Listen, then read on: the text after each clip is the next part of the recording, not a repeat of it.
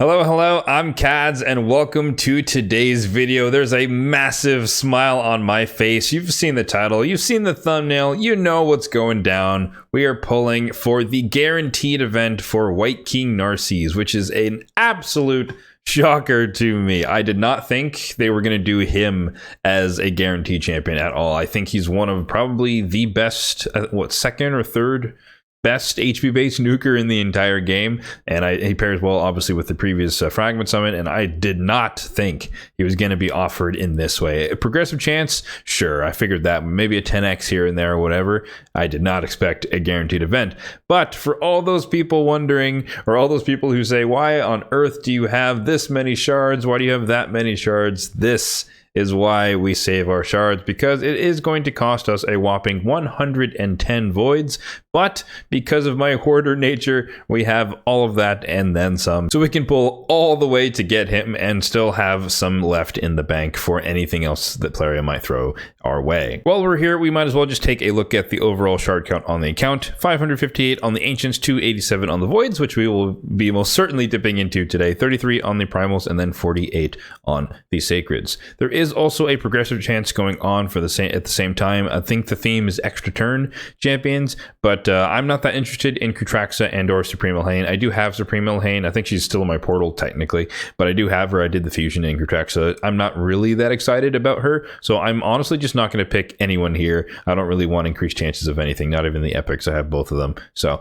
don't have to select anything if you don't want to. So progressive chances are irrelevant to this. We're just going to be pulling the 110 shards to guarantee ourselves Wight King Narses. Now, for those unfamiliar with his kit, why on earth do I even care about him? One, as I mentioned, I do have Wight Queen and Korra ready to be summoned at the next champion chase, but in his kit in particular, he has a single target hit on the A1 that has a 30% chance of randomly increasing the cooldown of one of the target skills by 2 turns. This cannot be resisted when paired with his partner, which is great because I can do that. 50% chance when booked, so that can be extremely strong. You can kind of just lock people out, especially when you run them together, but even if you don't, if you have enough accuracy on them here and there, then he has a chance to just do that randomly against targets. A2 here, AoE attack that can ignore 25% or will ignore 25% of the target's defense, so built-in savage set if you want to think of it that way, and it will place an extra hit on targets under shield or strengthen, and it can't be affected by passive skills, so a Duchess can't reduce it, a Taurus can't reduce it, stuff like that, but it also can't be increased by passives either, so Helm Smasher can't help it, and all the other damage boosting, Ruthless Ambush, etc. can't help it out.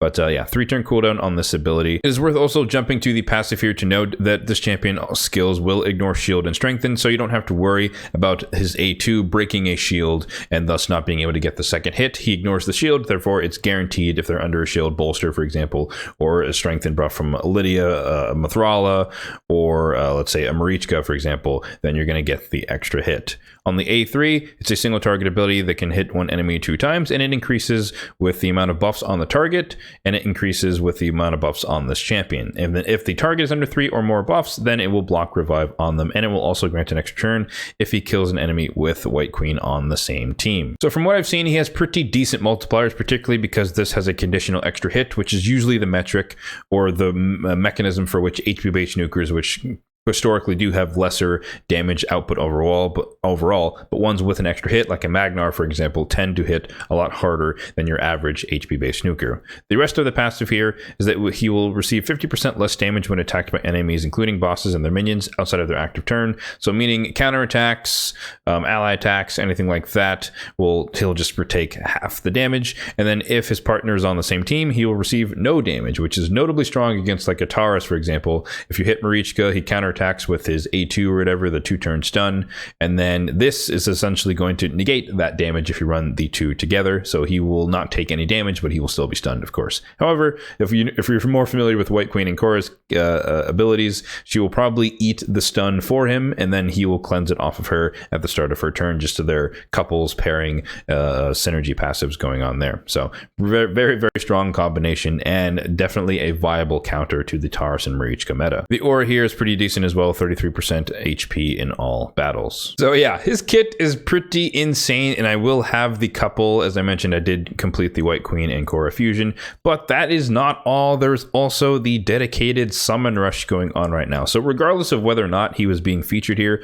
I would have done something in order to get all of the Blade Master points being offered here. And in this case, evaluating this on its own, there's 300 points up for grabs here, all the way up to 3,500, which is not bad. The highest we've seen for Titan event points in a dedicated summon rush such as this one has been upwards of 4,100, so about 8 sacreds and some change, and this one is about 7 sacreds. So if you're just going for the points, then all you would need to do is pull 7 sacreds. But since we're going to be pulling 110 voids and they are 120 a pop, we're going to be all the way past, well past Kraken Row for the first time ever.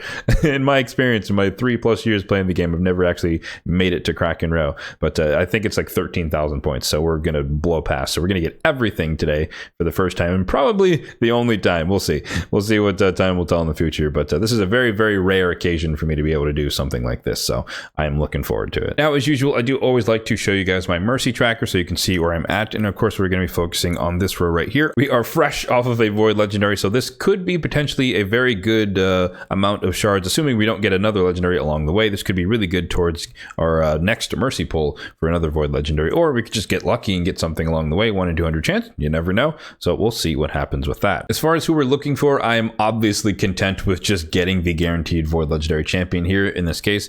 But there is one epic that I am on the lookout for, and that is Skrank, an Ogryn Tribe's AoE HP burn champion who just might be handy for Curse City Centranos or some sort of Ogryn-specific challenge tournament in the future. And if we get super, super greedy and we want another Void Legendary along the way, then obviously Yumiko is top of my list, and then Sulfurion is probably number 2. All right, so let's dive right in. We've got the space, we've got some cash, and hopefully we get some decent luck. I'm really looking for the epic here in this case, but bonus legendary, I'm not gonna complain if it does happen.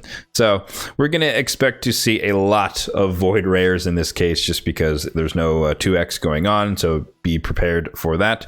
And I guess we don't really have to pay attention to points in this instance because it's a summon rush. So 2 epics is honestly pretty lucky there. Ursula the Mourner, one of the best epic revivers in the game, although she's not super auto friendly with how her revive works. She can just use it to place increased defense and strengthen, so I dislike that part of her kit, but she is a super, super strong epic reviver. Decrease attack, increase attack on the same ability as well. Frenzy the Cackler, I think she does like HP burn activation and something, but I honestly have not really seen her get any play, so I'm not that big of a fan. Tree Shield not super good epic, or super good rare, my bad. If you need him for Faction Wars, he can be your reviver. Same thing with Reliquary Tender, although she's also pretty good in the Nether Spider as well. Next 10 pop here we go. Let's see. Again, expecting a lot of rares and a bonus legendary. Supreme Kale, not the best of the Supremes. If I honestly had my pick of the 4 Supremes, like I said, I do already have Supreme Elhain, but I probably would prefer Supreme Galek. So that's a bummer. But he does have like, well, he doesn't need any accuracy in his entire kit, which is kind of useful if you're like earlier on in the game, but at my level or my stage of the game, it's not that useful. But he does have increased accuracy, decreased resistance, which again can be pretty powerful, setting up your team, making sure that they can do that. He has void affinity, so you don't have to worry about weak hits or anything like that. And then obviously, again, all of his skills can't be resisted. Places 3 poisons, which is very consistent. AoE attack, no poison sensitivity, but just poisons. And then on the AoE on the A1 can place weaken, a 75% chance. Again, it cannot be resisted. So very, very powerful, more powerful in the early game just because he doesn't need any accuracy, and you could probably build him with some resistance if you wanted to do that, or just ignore both of those just because of the way his abilities work.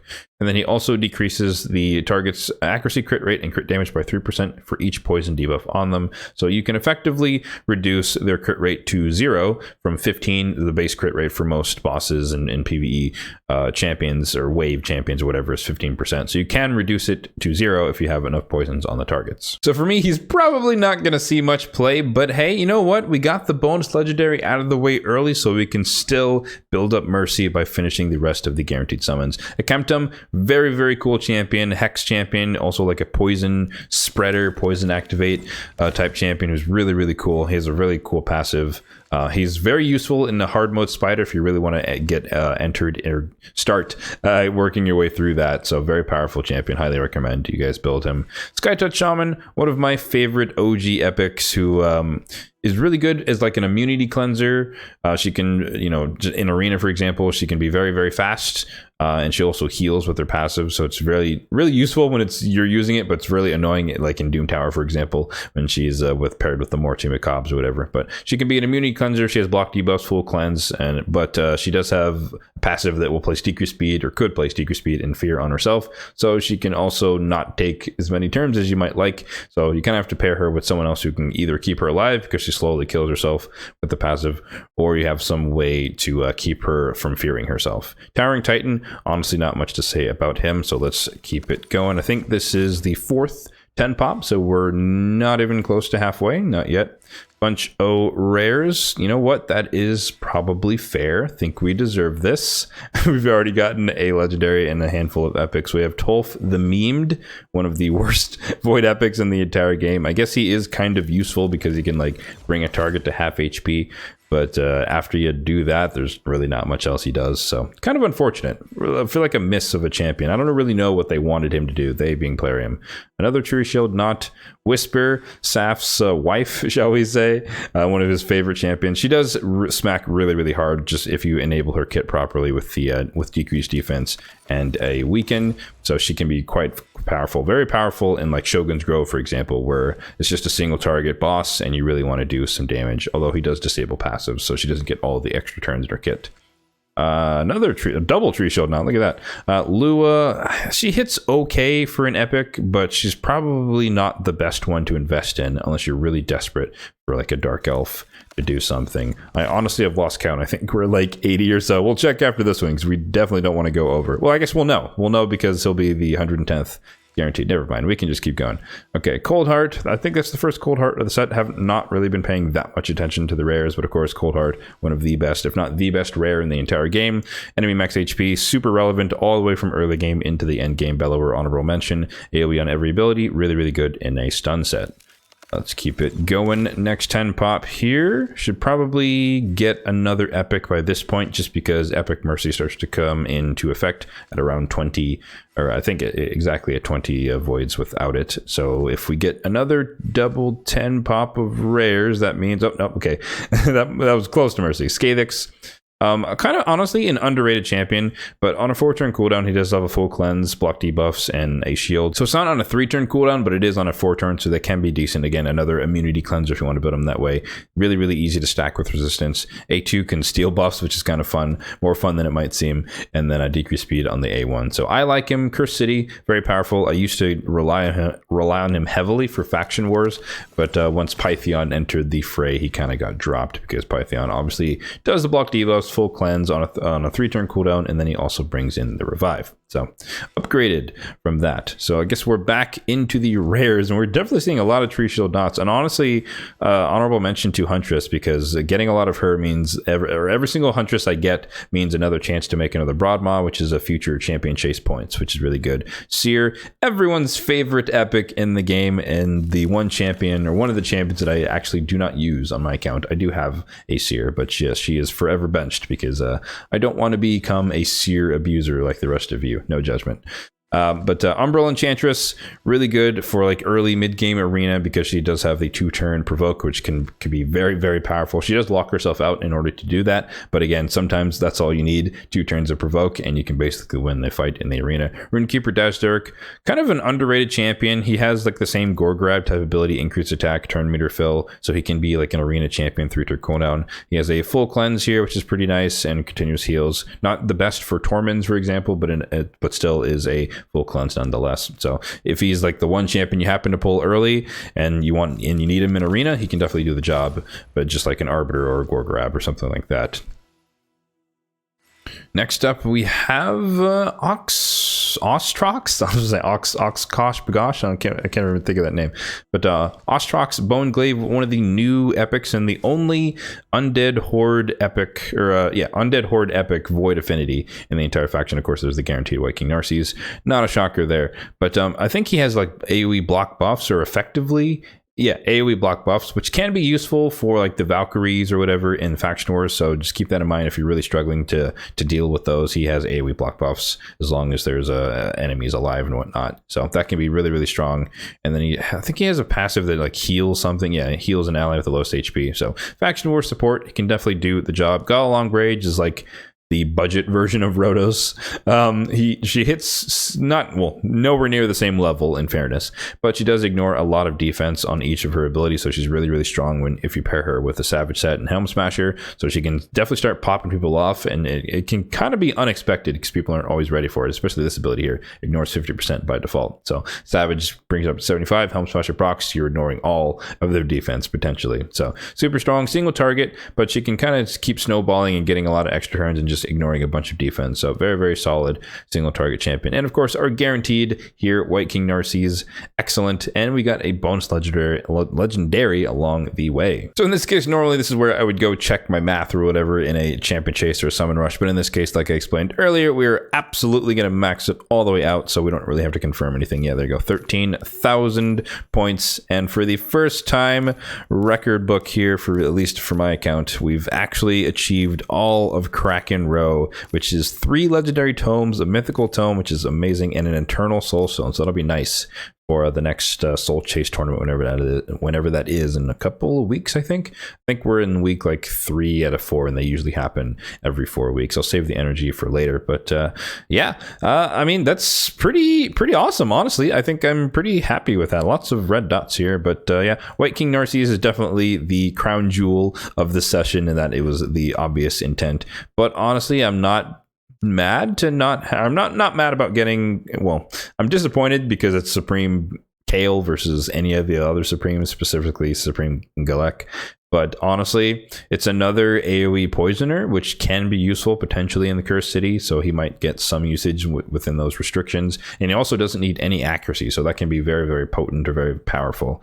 It could be good in a stun set as well, if I needed him for that AoE on every ability. So he could be useful. I don't think I'm going to use him immediately. But if you guys have a use case for him, do let me know in the comment section down below. How would you plan to use your Supreme Kale if you got him? Obviously, I know how you would use a Wight King Narses. So yeah, that's going to do it for today's video. The session is a complete success. We happen to get a bonus legendary along the way, and we got our guaranteed legendary as well. I will be building him immediately because there is a champion training tournament going on right now, and he's essentially going to steal all the gear from my Magnar who's in Savage. So we're going to build him like a cracked out nuker that he can be, and then I can get to have some fun in the arena with the newest couple in the game. So shall we call this another example of the power of preparation? You can call it hoarding when it comes to the amount of shards that I hold, but it is specifically for events such as these where I have the flexibility to participate or to not participate. I don't do every single guaranteed event in the game. I don't really subscribe to the concept that you should just maintain a shard level that's